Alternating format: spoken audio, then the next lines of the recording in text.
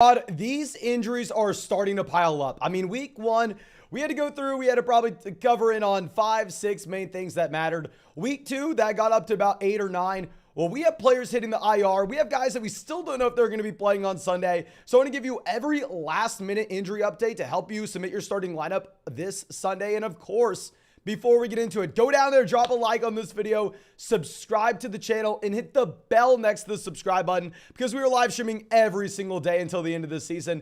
And we will be live tonight to answer your fantasy football questions. I'll be live tomorrow morning as well to give you those truly last-minute injury updates. But let's dive into it. Actually, one other thing. Of course, if you want to go check out these player props on Underdog Fantasy, you can find the link in the live chat. You can find it in the description of the video. Find it in the comment section. And when you go and sign up for Underdog Fantasy and use promo code FLOCK, they're going to match your first deposit dollar for dollar up to 100. So it's essentially free for you to go check out some of those props.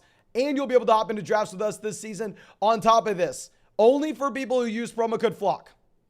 This is not this week, so please don't get confused. This is going to be week 4. For anybody who's ever signed up with promo code FLOCK, if you sign up with promo code FLOCK today, tomorrow, the next day, or a year ago, you are going to have access to this Cooper Cup special line where, yes, they're going to be going through and matching your deposit dollar for dollar up to 100. But on top of that, you will also be able to bet on the over week 4 Monday night Cooper Cup half receiving yard. You're not going to see this right now. This is not going to be available until next week. But if you signed up with promo code FLOCK, I'll let you know when it is available. But that should be it. Let's go through. Let's dive into these injury updates, starting off with Dalton Schultz.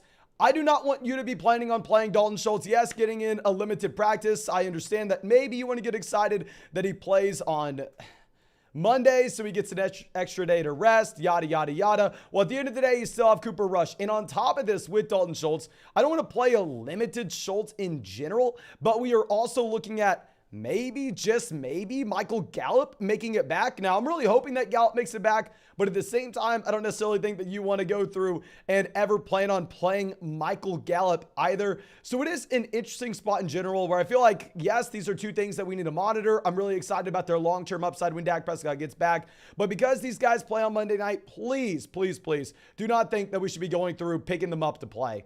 Now, Kadarius Toney is going to be doubtful for this week. Now, obviously, you're not thinking of starting Kadarius Toney regardless based off the horrendous performances we had week 1 and week 2. But this is going to be important because Wan'Dale Robinson is also out for the Giants this Monday night. So if we are looking at no Kadarius Toney and no Wan'Dale Robinson, if you wanted to go through and play Sterling Shepard in a full PPR format where a week ago he had 10 targets, I would be fine if you wanted to do so. Now, our next injury update is Van Jefferson getting put on the IR for the Los Angeles Rams. Y'all know I've been a massive proponent of going through and selling Allen Robinson. One of the reasons for this is, hell, we are looking at Van Jefferson hopefully coming back relatively soon for the Los Angeles Rams here. Looks like that's not going to be the case. Looks like you're going to have to lower your expectations in general. So I still like the idea of selling Allen Robinson when Ben Skoranek has had more targets than him this season, when Allen Robinson has had 7 targets compared to Tyler Higbee at 20. But still, I don't necessarily know if we can easily go through and sell A-Rob if we don't have Van Jefferson back anytime soon. And we're going to have Sammy Watkins also placed on the IR with an injury. Now, I am a little bit hesitant to tell you, oh, go through, just jam it out. So we'll get to some more Green Bay Packers wide receivers in just 1 minute, but I definitely wanted to point that out because Watkins was playing a decent amount of snaps. And now Donald Parham coming back in. Donald Parham, not someone that you should be rostering 100%. Do not think you could ever put him in a starting lineup, but there's a reason that we're bringing him up. Looks like he is going to be back for the Los Angeles Chargers here. Looks like Justin Herbert may also be missing this Sunday. Now, we don't have any official rule with Justin Herbert, but I mean, I think it's been known for everybody at this point, given the fact that it went viral, that major sports books went through and they really skewed the overall line closer to the Jacksonville Jaguars being favored here over the past 2, I believe it was maybe yesterday or the day before. So either yesterday or 2 days ago. So I think you need to be a little bit more hesitant about starting anybody in Los Angeles. And then here, if we're going to be looking at Keenan Allen, I mean, he practiced pretty much in limited fashion every single day this week. So I think that Keenan Allen probably does play. But if we were just looking at a storm of everything happening, Keenan Allen coming back to this offense to get his 10 targets a game, Donald Parham coming back to take some snaps. I think this is a clear sell moment for Gerald Everett. We've been talking about it in a ton of live streams as late. I know Gerald Everett had 10 targets back Thursday night. He looked really good Thursday night in week 2, but please don't think you can start Gerald Everett with confidence going forward.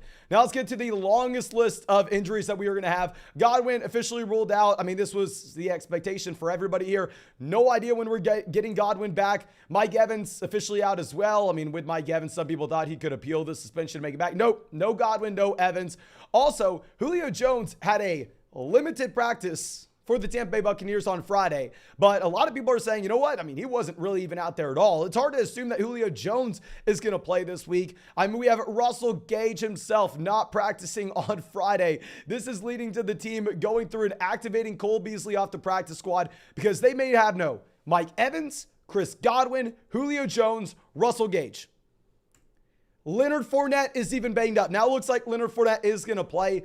But because all of these weapons are either out or injured, I think that you have to go through and dramatically lower your expectations for Tom Brady in this offense. I don't know if you could start Tom Brady this week, if I'm going to be honest with you.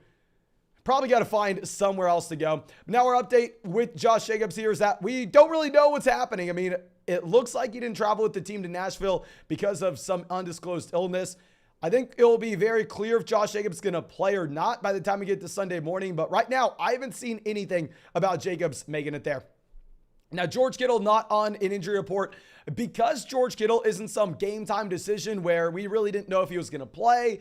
I think you just go through and jam him in. If he's being cleared to play on Friday, if he's off the injury report on Friday, remember last Friday he practiced in a limited fashion with the groin injury. So I think you are good to play George Kittle right away. Do not think that you need to maybe see it before you believe it with a lot of these other guys dealing with these injuries coming back. I think Kittle, since he's good to go for the 49ers, you play George Kittle. Please do not overthink it. Now, J.K. Dobbins going to be here with J.K. Dobbins.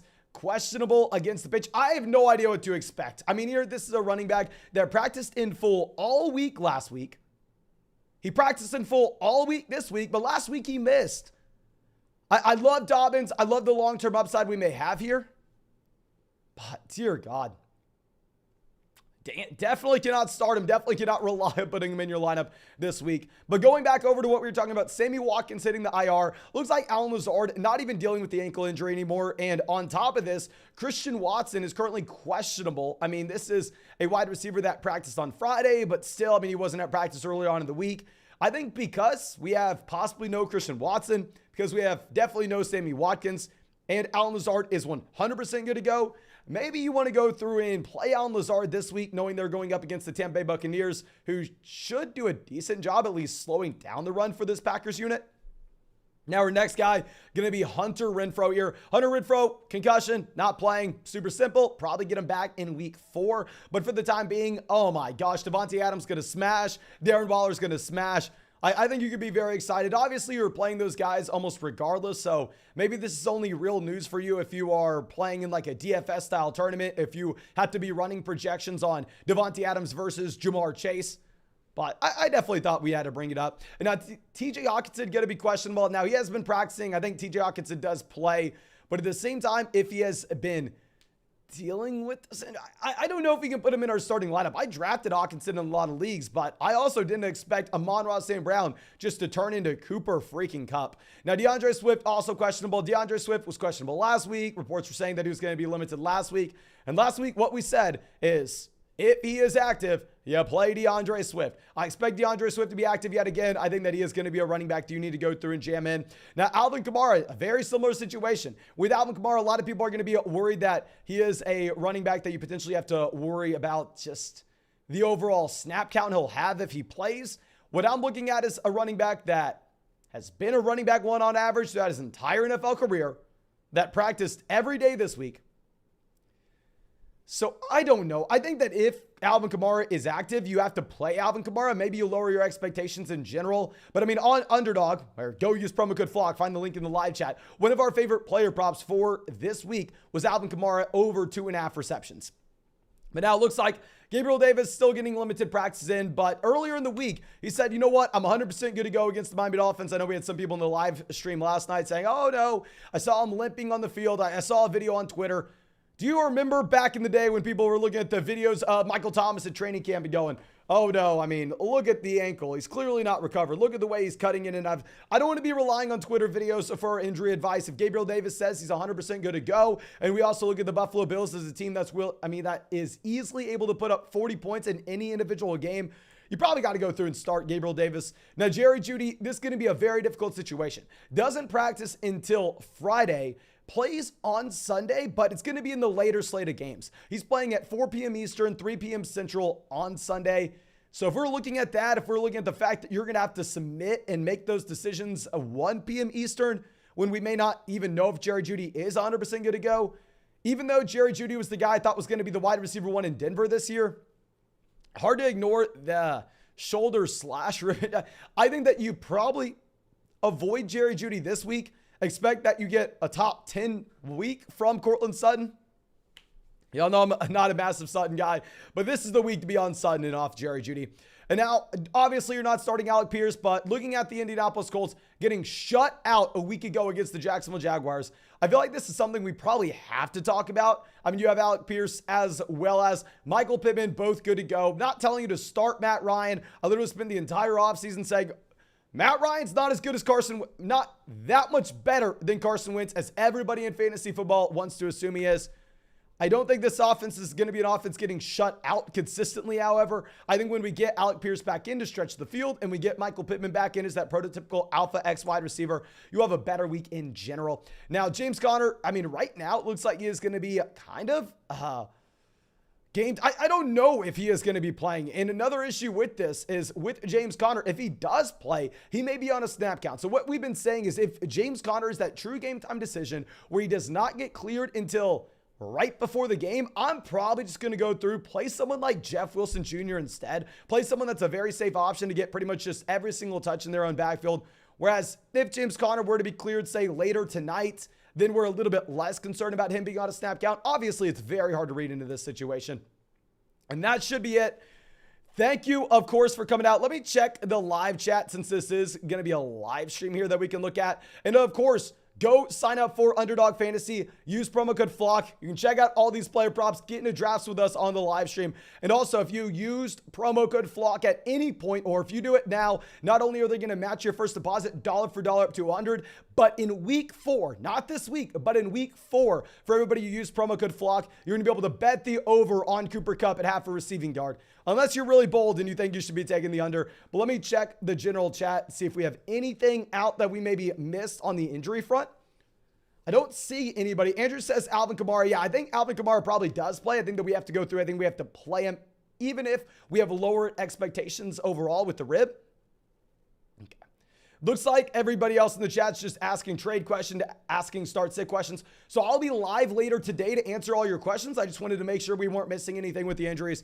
But thank you so much. I appreciate you all. We have 200 likes on the live stream. If y'all could run this up to 400 likes, I'll spend the next 10 or so minutes answering all your questions down there in the comment section on this video as well. So I'm going to end the live stream now. Go ask whatever you have in the comment section and not the live chat, and I'll try to get to you that way. I just don't want to make this too long for everybody. But thank you again. I appreciate you. Hope we get to see you in the live stream tonight, tomorrow morning. If not, really, I hope you have a great week 3, and best of luck, my friends.